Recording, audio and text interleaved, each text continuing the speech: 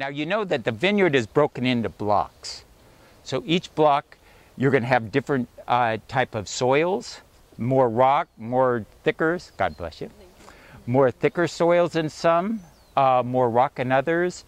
You're going to have you'll see a tree line that runs along the back of the vineyard. That's the Napa River.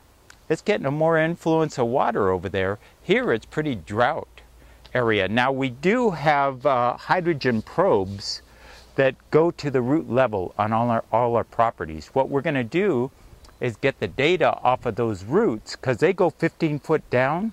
We're going to get the data off those probes, and that'll tell us the stress level on the vines. And so we're getting feedback to just give them the right amount of nutrients and the right amount of water so that they'll keep promoting growth. They're not going to stall down. In the old days, you used to use dry farming.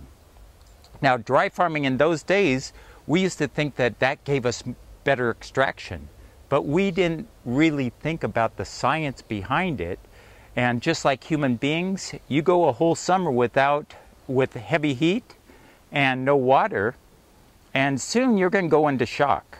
Well, that would be what happens to the vines. So they would go into shock and stop producing flavor. So we've learned just to give them the right amount of nutrients and the right amount of water, and then they keep propelling growth, and growth gives you flavors. And so what we're doing is keeping them going and keep them producing those flavors by keeping them with just the right amount of water and nutrients to keep them growing. Now we do have 2 ponds on the property. The ponds make us self-sufficient on our water. We're a green winery here. We really look at power and water usage here to keep it to a minimal. So we're recycling our pond water and recapturing the water off the winery.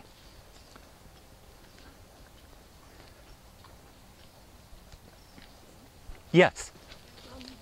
Silly question, but the birds, how do they not eat all the grapes? All right, that's a good question, because in Oregon, we had a lot of birds. In fact, they used to line around my winery on the poles when it would start getting the perfect height of bricks or sugar levels, and they would wait there, and when those grapes turned perfect, they would just come in on you. And sometimes you would net them, other times you just kind of let them take their, that would be part of nature. Here, we tend to, you'll see a lot of birdhouses as we're walking around. You'll see birdhouses.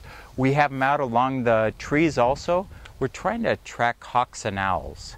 Now hawks, they're like little bulldogs. If migrating birds come into your property, they'll push them off your property. So you keep nice and happy. You have your little Motel 6s for them. You have your Denny's running all over.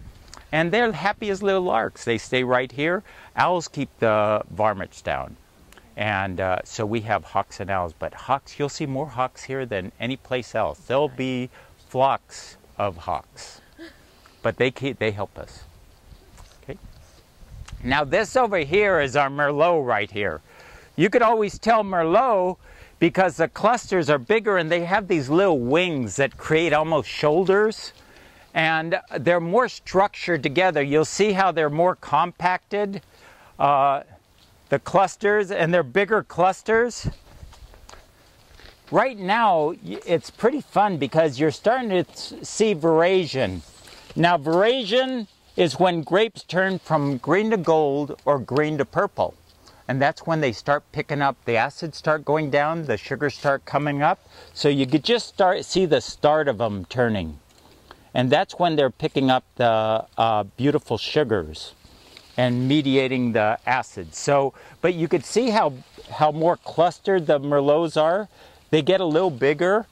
They have thinner skins than cabs, so that's why they're more lusher in their flavors. You get those blueberry, blackberry, boysenberry tones, but they're much lusher because they have the thinner skins. So this is a fun time. Now, this gives you, veraison gives you the opportunity. Now, this vine could produce quite a bit of grapes, but to get them to the levels we want of flavors, you have to drop a portion of your fruit.